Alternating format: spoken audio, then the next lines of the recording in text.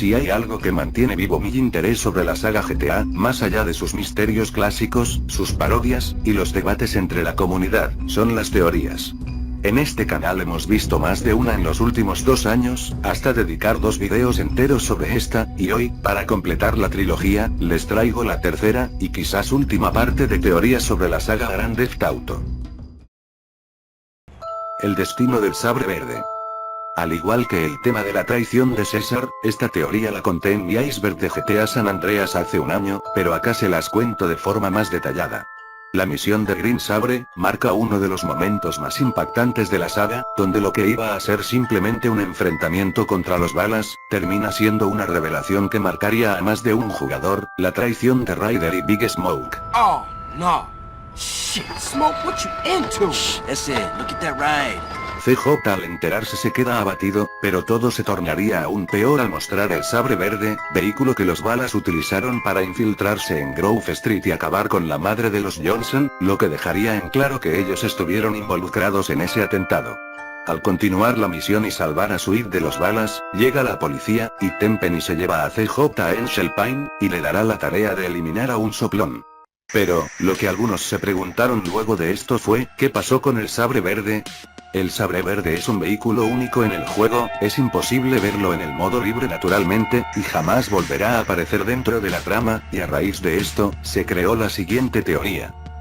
Se dice que al momento de abrir el portón para sacar el sabre verde, este sería llevado al depósito de chatarras ubicado en Angel Pine, donde sería procesado y destruido para que nunca nadie pueda encontrarlo y así eliminar la evidencia más grande, y por esto Tenpenny y el Crash se encuentran en este lugar tan lejano. También, se cree que durante el retiro del vehículo, un hombre fue testigo de la corrupción y el crimen de la policía y los pandilleros, y esto podría destapar todo el tema y meter a Tenpenny en la cárcel, y por eso Tenpenny nos envía a eliminarlo, sin que nosotros sepamos quién es ni qué hizo, provocando que matemos a la única persona que podría ayudarnos y revelarnos el destino del aclamado sabre verde. Muy buena teoría, a mi parecer es posible y puede servir para quitarnos un par de dudas. Cloud no es tan callado. La siguiente teoría, me la pasó el usuario Motoric por Twitter, y va sobre GTA 3, más en específico sobre su protagonista, Cloud Speed. Si hay algo que caracteriza desde siempre a Cloud, es que jamás lo oímos decir una palabra en el universo 3D, lo que creó el debate de si es mudo, o simplemente callado. Para saber esto se tienen en cuenta muchos detalles, como el hecho de que su versión de GTA 2, sí habla, pero claramente los dos Clouds tienen una personalidad algo diferente, algunos tomaban como prueba de su habla el hecho de que emita sonidos de dolor al caer o perder la vida. Aunque lo cierto es que los mudos sí pueden emitir este tipo de sonidos. Algunos decían que Cloud no puede hablar desde la introducción de GTA 3 debido al disparo de Catalina, que posiblemente dañó sus cuerdas vocales, pero esto se desmiente rápidamente viendo que en GTA San Andreas tampoco habla, y hasta el propio CJ lo llama mudo. Teniendo en cuenta la explicación de Rockstar, más otros detalles menores, la mayoría concluye con que Cloud no es mudo, sino callado, algo que fue pensado desde el principio para ahorrar tiempo de desarrollo y que la gente se pueda identificar más fácilmente con él. Pero, según el usuario Motoric, hay varias pruebas de que Cloud no es tan callado como parece, sino que en realidad habla con un poco más de frecuencia, pero lo hace fuera de cámaras.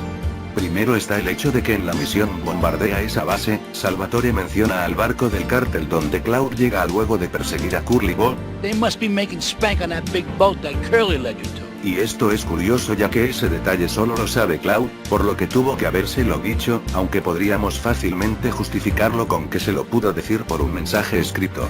También está el detalle de que siempre que atendemos un teléfono público, el emisor mágicamente sabe que somos nosotros y no otra persona cualquiera, y la única explicación lógica sería que Cloud se los dice antes de que comience la escena, aunque esto también ocurre en GTA Vice City con un protagonista que sí puede hablar.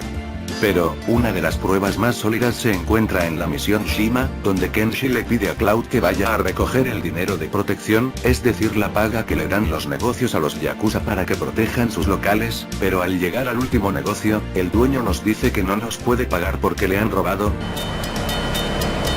I can't pay you, and I wouldn't pay you if I could. Some young gang just jacked up the place. They took everything. You guys are useless. What kind of Yakuza are you anyway? y uno se pregunta, ¿cómo pudo el dueño darse cuenta de que Cloud venía a reclamarle el dinero si no lo conocía de nada? Pues fácil, la única forma de saberlo es que Speed se lo haya dicho, a lo mejor más de uno lo justificará diciendo que el tipo ya sabía de antemano que alguien vendría a recoger el dinero, pero no, el tipo demuestra que no estaba esperando una visita, preguntándole qué clase de yakuza es Cloud. Al final, el tipo no sabía que Cloud o los yakuza vendrían en ese momento. Además, el inicio de la escena empieza con la puerta ya abierta, lo que sugiere que Cloud le dijo quién es y a qué viene, justo antes de que la cinemática empiece. También hay un detalle que me llama la atención, cuando conocemos a María, esta nos habla normalmente mientras hacemos de chofer, pero al llegar a lo de Salvatore se muestra encantada por el buen trato que recibió, aparte de al poco tiempo enamorarse de él. You know, I enjoyed myself for the first time in a long while, and you treated me really good with respect and everything. Y sí, será ficción y todo lo que quieran, pero yo no sé cómo enamoras a una mujer ni bien la conoces sin decirle una sola palabra, por lo tanto resulta bastante evidente que en realidad Cloud no es tan callado como aparenta, sino que por las limitaciones de la época decidieron que su voz no se escuche.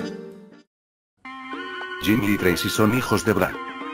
Como ya sabemos, la historia de GTA V da comienzo en un flashback de 2004, donde Michael, Trevor y Brad llevan a cabo el golpe de North Yankton, donde luego de una persecución con la policía, estos chocan y deben seguir caminando, hasta que Dave Norton aparece a lo lejos y mata a Brad. Tiempo después sabríamos que todo fue planeado por Michael, quien hizo un trato con el FBI para poder escapar con su familia, a cambio de traicionar y entregar a sus amigos, ya que Michael tiene hijos a los cuales cuidar a diferencia de sus colegas. Sin embargo, según esta teoría, la realidad es que Jimmy y Tracy, los hijos de Michael, son en realidad hijos de Brad, y para esto se tienen en cuenta varios factores. Primero, Michael no comparte similitudes con sus hijos, especialmente con Jimmy, quien se asemeja más a Brad que a quien supuestamente es su padre biológico. Si vemos uno de los cuadros de la familia, se nota más fácil que la apariencia física de Jimmy se inclina más hacia la de Brad. Además, el cabello de Tracy es rubio natural, mientras que sus padres tienen el pelo negro, y Brad es rubio, lo que da mucho de qué pensar. Si esto fuera un filme con actores reales sería entendible debido a la dificultad para encontrar actores similares para hacer de padres e hijos, pero en este caso estamos hablando de un juego con personajes artificiales, por lo que la diferencia física es claramente intencional. Una de las pruebas más grandes aparece cuando vamos a un bar con Amanda, como bien se dice siempre los borrachos y los niños dicen la verdad, pues en este caso es probable que Amanda le insinúe a Michael que al principio no gustaba de él, sino que le interesaba uno de sus amigos.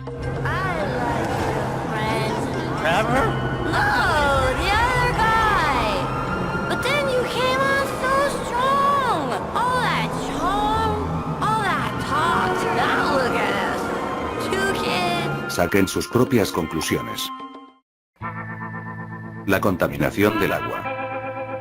GTA San Andreas fue el primer juego de la saga en darnos la capacidad de nadar, luego de una Liberty City con el mar oscuro debido a la contaminación del petróleo, y una Vice City infestada de tiburones en las costas, en ambos casos imposibilitándonos el poder nadar tranquilamente, pero, esto no quiere decir que el agua de San Andreas se la pueda considerar limpia.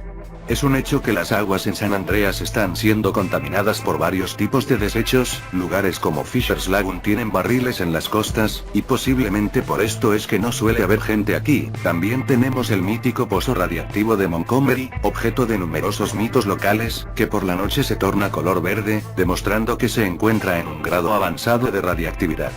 Y por último, existe un clima especial bastante extraño de manifestarse, donde vemos el mar tóxico brillando como nunca, algo bastante increíble y que termina de confirmar la contaminación.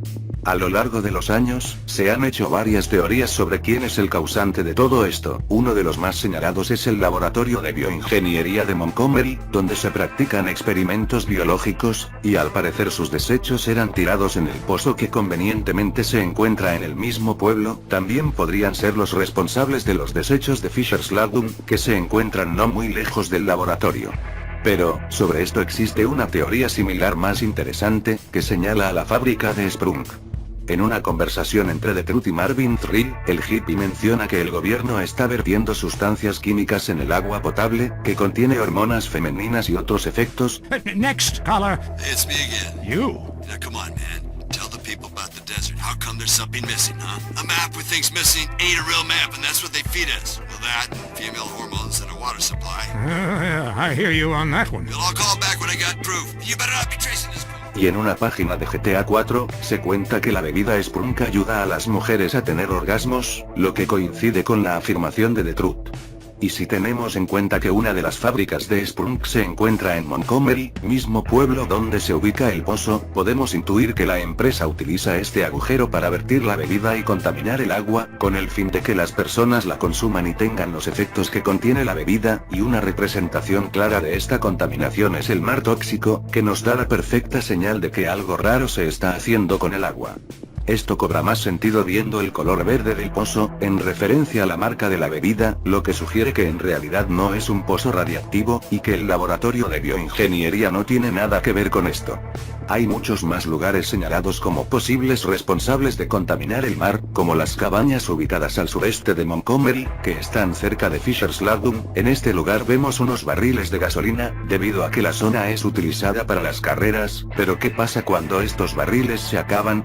Pues, simplemente se tiran al mar de Fisher's Lagoon, como podemos ver en la playa. Muy interesante. La inflación. ¿Alguna vez has notado la gran diferencia que hay entre el dinero de recompensa en GTA Vice City Stories, y los juegos basados en los años 2000?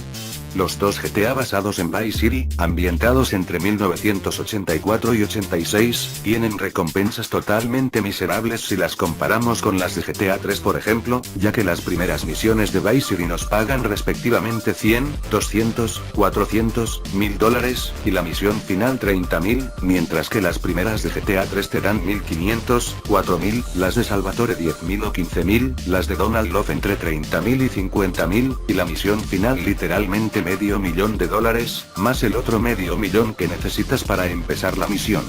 Esto puede ser explicado con la razón más evidente, y es que en los universos de GTA, Estados Unidos sufre de una gran inflación que no haría más que aumentar conforme pasan las décadas, y por esto en GTA 3 pareciera que ganamos muchísimo más dinero, mientras que en Vice City ganamos muy poco, lo que se nota más en Vice City Stories basado 2 años antes, empezando con una recompensa de solo $50, y tener que conquistar y crear imperios para poder tener más ingresos, cuando lo cierto es que la economía se encuentra mucho más inestable que en la vida real.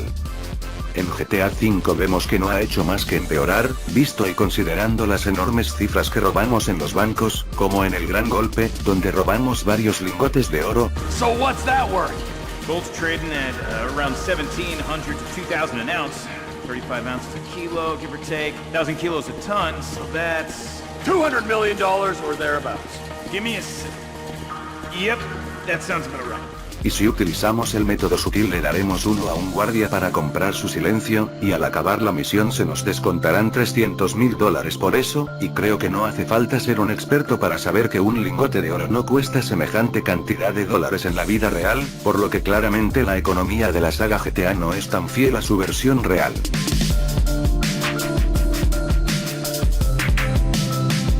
La inflación es uno de los tantos problemas económicos que padecen las ciudades en los universos de GTA, y esto claramente se debe entre otras cosas a la corrupción y la violencia que alberga cada una de sus historias. En GTA Liberty City Stories por ejemplo, las recompensas y los precios no eran tan grandes como en GTA 3 basado 3 años después, y en esta historia llevamos a cabo crímenes extremos, como la muerte del alcalde de Liberty City, o la destrucción de Fort Staunton, y estas acciones claramente serían un golpe duro para la ciudad, y no haría más que destruir aún más la economía.